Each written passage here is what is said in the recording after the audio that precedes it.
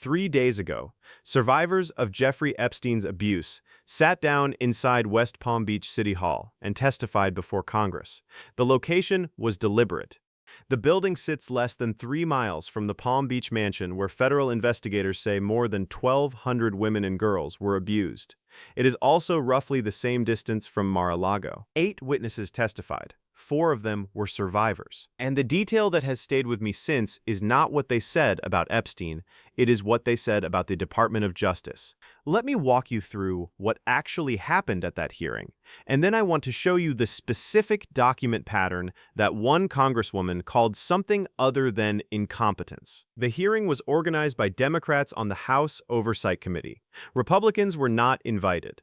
The ranking member, Robert Garcia of California, opened by saying the investigation has entered a new phase.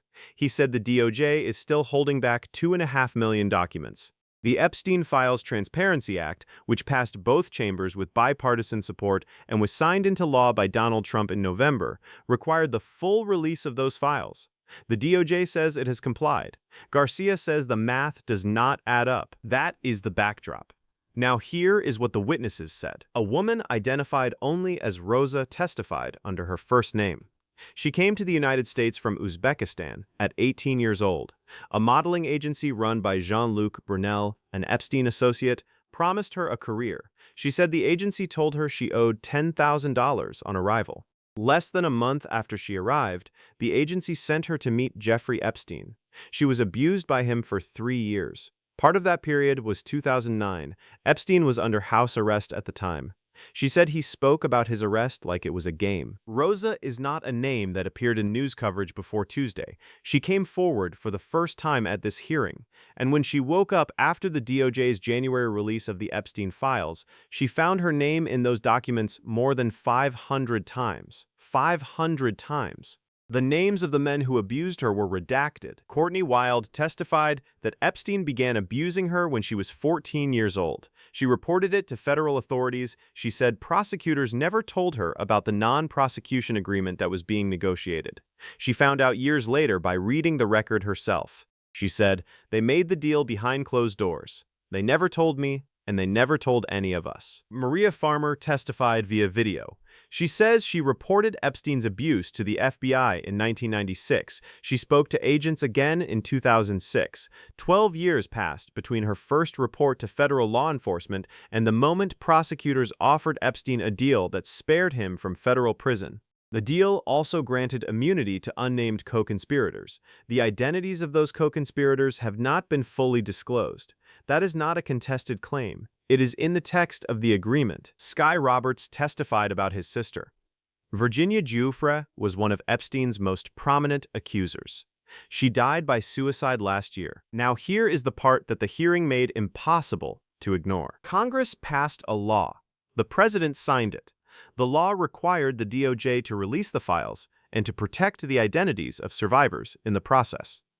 The DOJ released over 3.5 million pages in January, and attorneys representing more than 200 victims filed an emergency motion in federal court within 72 hours of that release, calling it the single most egregious violation of victim privacy in one day in United States history. A Wall Street Journal review found at least 43 survivors' full names exposed. More than 24 were minors when abused. Some names appeared over 100 times. Home addresses were visible in keyword searches.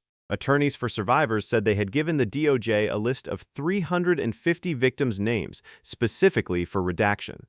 A simple search would have caught the errors. The DOJ did not perform one. At the same time, the names of perpetrators remained redacted. Survivor names exposed. Perpetrator names protected. A congresswoman used a specific word for that pattern. She called it witness intimidation, but then came the detail that shifted the hearing. When Congress was given access to review unredacted files on a secure government server, the DOJ logged their searches. Every query a lawmaker ran was tracked. When that became public, the reaction was bipartisan. Jayapal called it outrageous. Raskin called it an outrageous abuse of power. Mace called it disturbing and a form of intimidation. Speaker Johnson said it was inappropriate. The DOJ acknowledged the logging and explained that the department tracks all searches to protect against the release of victim information. Think carefully about that explanation. The DOJ said it monitored what elected members of Congress were searching for inside the Epstein files in order to protect victims. The same department that exposed 500 references to Rosa, that left 43 survivors' names in a public database, that released unredacted photographs until the New York Times called to report them, and that watched its own release produce death threats against Jane Doe's. That department said it was tracking congressional searches to protect victims. The hearing on Tuesday was a field hearing, not an official one. Republicans did not participate. Chairman Comer has said a formal hearing will follow once depositions are complete. It has not been scheduled. There are 2.5 million documents the DOJ says it has reviewed and withheld. The Transparency Act required those documents to be public. The DOJ says it has fulfilled its legal obligations. Garcia says the original files consist of more than 6 million pages. The DOJ released 3.5 million. The gap between those two numbers has not been explained. There is also the matter of the non-prosecution agreement. The 2008 deal negotiated by Alex Acosta gave Epstein a guilty plea to lesser state charges, work release from a county jail, and federal immunity for himself and unnamed co-conspirators.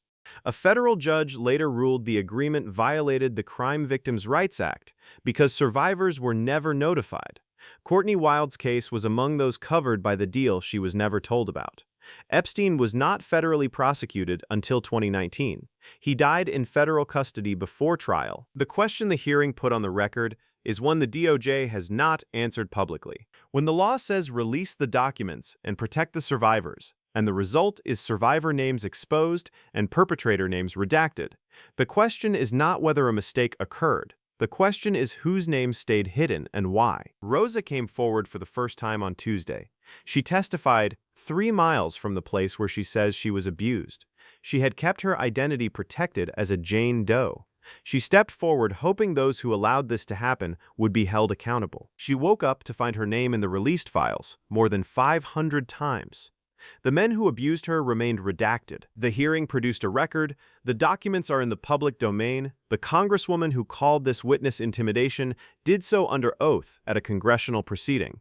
The survivors who testified did so by name, or by the first name they chose, in a room that was filmed and archived. 2.5 million documents are still being withheld. The formal hearing has not been scheduled, and somewhere in those files, according to a DOJ letter to Congress, are the names of approximately 280 politically exposed persons. That list has not been released to the public. The investigation, Garcia said, has entered a new phase. The survivors who testified on Tuesday would like to know what took so long to get here.